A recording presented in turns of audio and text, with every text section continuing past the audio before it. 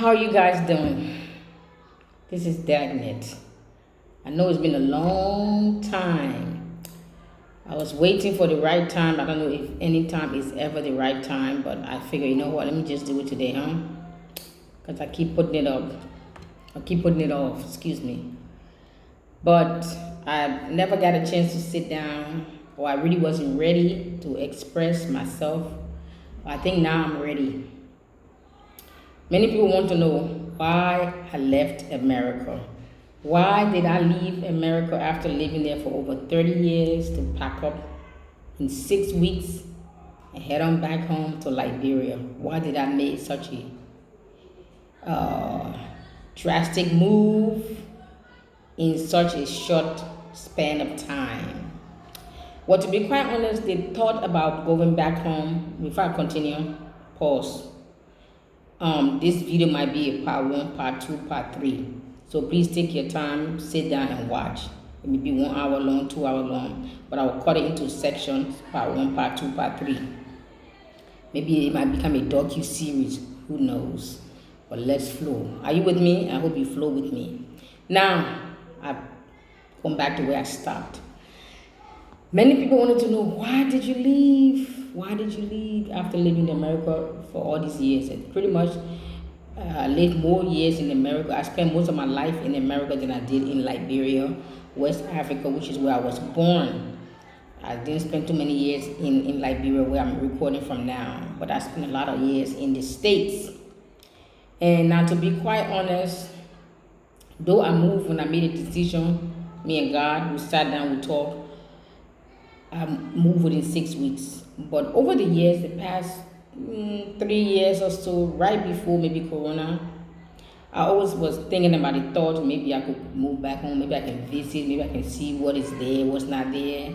But I've always, all Africans and immigrants, we always had that thought and desire, whether to move back home, to retire back home, or to visit, or to whatever, but we always have that thought, because there's no place like home. We all know that, right? Okay, now, before I digress, you know me. I've been thinking about it, but I never sat down to seriously consider the idea. It was just like a fleeting thought, skirting, fantasizing, just daydreaming about going back home, but I never really seriously considered the idea. Now, all of this happened sometimes August, September of 2022. I was about to move out of my apartment that I was living in Charlotte, North Carolina.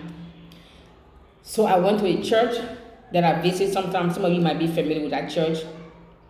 It's the church of the younger brother of Prophet Sadhu Sundar Selvaraj. His younger brother, Pastor Stephen Francis.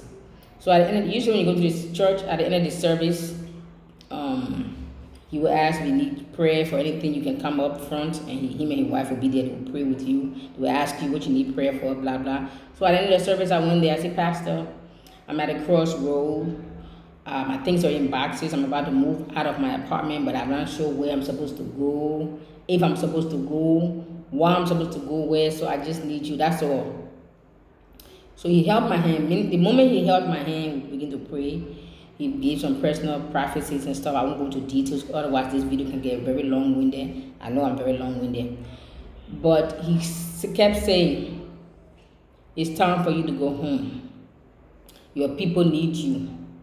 You have to go set your people free. He just kept repeating that it's time for you to go home. Your people need you. You have to go set your people free. And as he was saying that, in my heart, I was thinking, yes, of course. In my mind, while he was praying, I was saying, yes, of course. I know I'm going to go home someday. But in my mind, someday was like maybe 10, 15 years, or at least 3, 4, 5 years. I didn't know it was at that moment. You understand? When people give you prophetic words, sometimes we jump on it. Sometimes because we don't like it at the moment, we'll postpone it for a later date. So I was like, yeah, in my heart, I was saying, yeah, yes, of course. But he kept saying, the time is now. Now is the time. You have to go now. You have to move now. Your people need you. You have to go set your people free. So when he said that, he's praying with me, and then the second thought that came to my mind, like, oh, if I go now, where am I going to get the money from? How am I going to? As I was thinking that, then he blurted out of his mouth, "Do not worry about finances. He who sent me will provide and make a way. Do not worry about how finances, what I will do, what I will eat. Do not worry. He will send people along your way to help you. Do not worry, but you have to go now. The time is now." And some other prophetic words, personal words I won't go into details with. One of the words I know he said, and he has always said that word whenever he's prayed with me, because he has prayed with me more than once, he always will say, "Mighty warrior, mighty woman of God, a warrior, a battle axe." You know, some of you know me of my prayer boot camp, Warriors Prayer Boot Camp, my older channel that was taken down by YouTube, and I'm still fighting to get it back. Before I digress, let me come back. So I left in the service on a Sunday, I think it was August, September 2022, this whole encounter happened. So I went home, back to my apartment. My stuff was stored in boxes, packed everything up.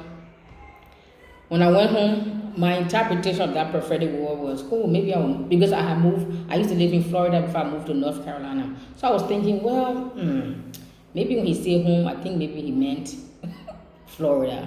Can you imagine?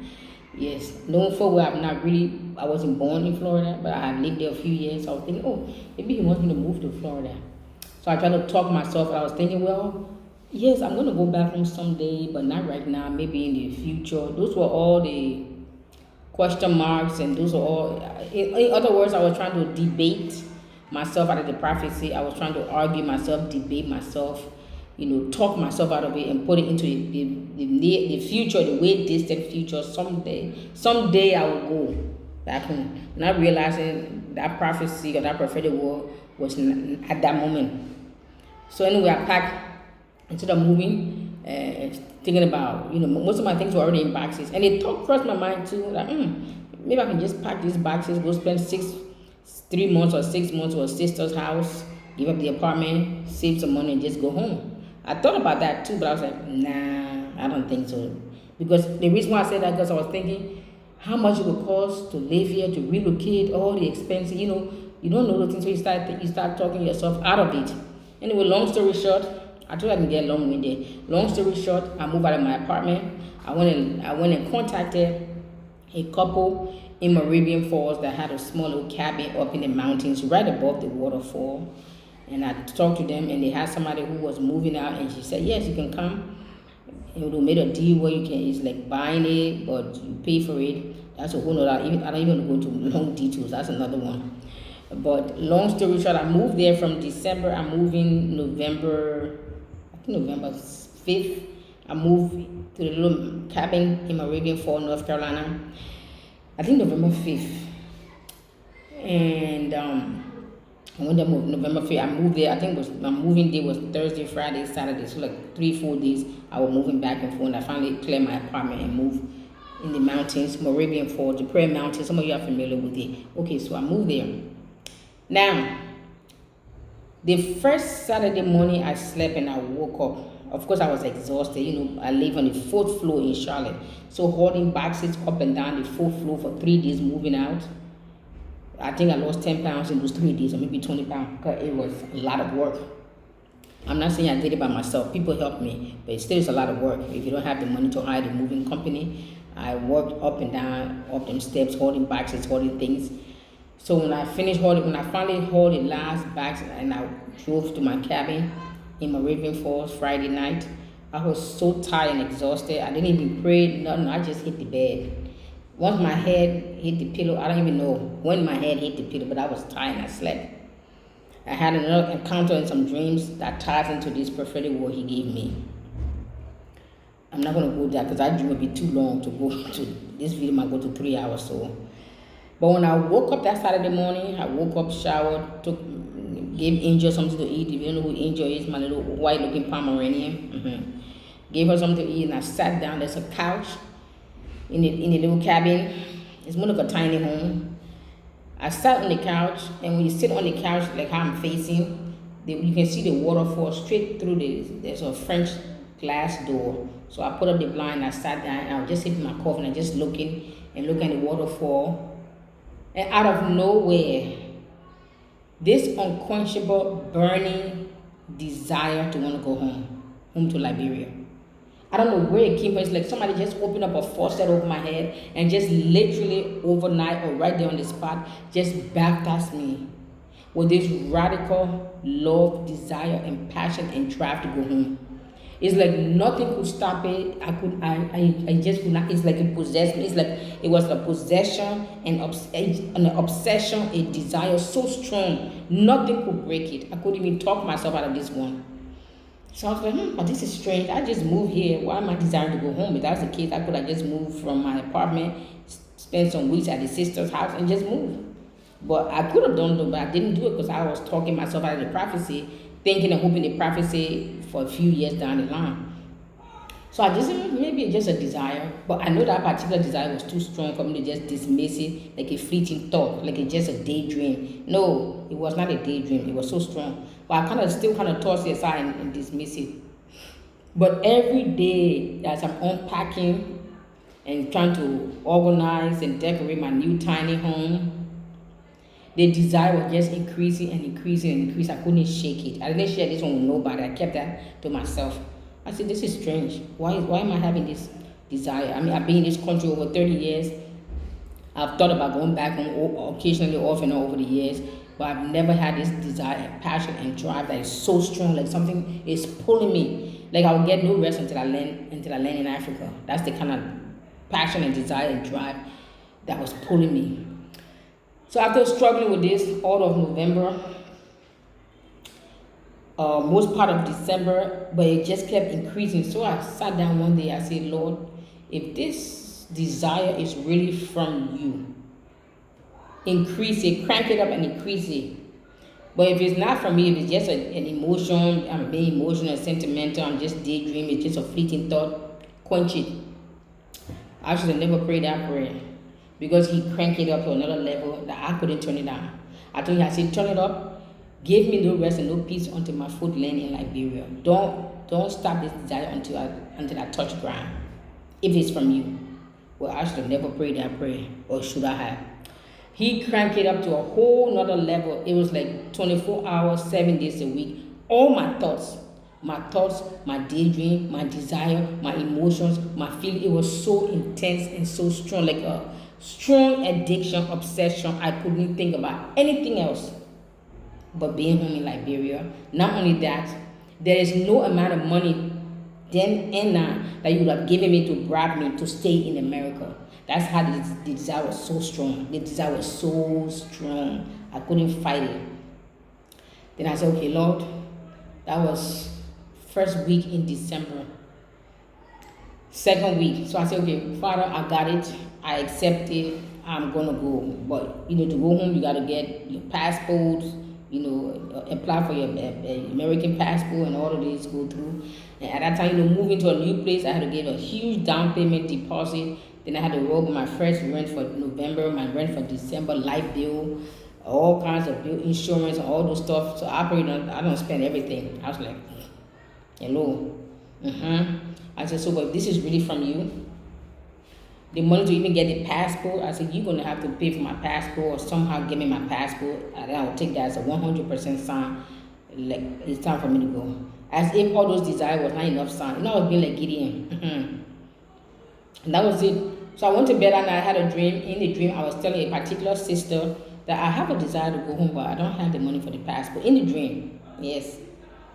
And then in the dream, she asked me how much, and I told her how much. She said, I will just send me your cash app, I will send it to you. 2 or 3 days later, that same sister called me. She didn't know. She called me, the same sister in the dream. She called me. She said, I'm going to Liberia in February. I'm going to do some kind of program. I would love for you to come. I was like, girl, I would love to come, but I don't even have the money to buy my passport, much less my plane ticket. And I have forgotten the dream now. But as soon as she said, find out how much the ticket and how much the cost for the passport and send me your cash out. When she said, I remember the dream right away that I had a few days prior. I said, okay. So I went and found out how much the passport cost. I texted to her. I texted my cash app. She put exactly there. I went and got the money, did my passport. At that time in America, it took they said it would take 8 weeks, I think. It took 3 months because I applied in December. I didn't get my passport till March. And after March, it was taking 3 to 4 months to get passport. I don't know if they're back now because they were issuing 500,000 passport a week in America at that time. hello, before I digress, let me come back. So I said, okay, Lord, I got a passport now. I need money for the ticket. So I started making lists of things that I would need. My passport check, my ticket, injured ticket, any kind of documents and stuff that I would need. I started putting things into place. So the video is getting longer than I anticipated, but I think should I just cut it short and keep going, you guys? So anyway, so long story short, got the passport. I didn't even have the money for the ticket. If you guys want to go to Africa, depending what time of the year you're flying, it could be anywhere from 1,200 to 1,500 round trip. Somebody, I didn't tell them, and at this time I was still keeping it to myself. I didn't tell anybody. I think at this time it was in February now. I think it was in February. Yes, February or March, because I got my passport in March. So it was in March. And once I got my passport, I just still had the desire and the desire and the passion to come home to Liberia was still increasing, intensifying. But not only that, it was intensifying to the place as if like an urgency, like now, like hurry up. Like I just felt like, because in my mind now in March, once I got my passport, I was thinking in my head where I can work maybe 2-3 jobs. By October, November, December, I can pack up, save enough money and leave. But the Lord was saying, now, hurry up now. Like in 6 weeks, get out. I was like, whoa, what? 6 weeks? You just told me in December now it's 6 weeks. I was trying to argue with that too. Like I accepted the fact that I'm supposed to come home to Liberia, do whatever the Lord calls me to do. But to pack up in 6 weeks, that one I was struggling with. But I said, well, if it's you, everything I need will be provided. Everything me and Angel need will be provided. Because people told me, oh, you can't travel with your dog. You're gonna have to give her away. You're gonna have to leave her with somebody. Or if you take her, you have to put her in the luggage, in the cargo area where they have the luggages. I asked the Lord, I ain't got no kids, right, sir? And this here is my only little companion. So asked me to put her in the cargo areas, like I used to put your child up in the cargo area. So you who's sending me, you're gonna make everything possible for both me and her to fly to this country with ease. And long story short, I got all the documentation I needed to bring her with me in the cabin. She sat in my lap. We had a wonderful flight.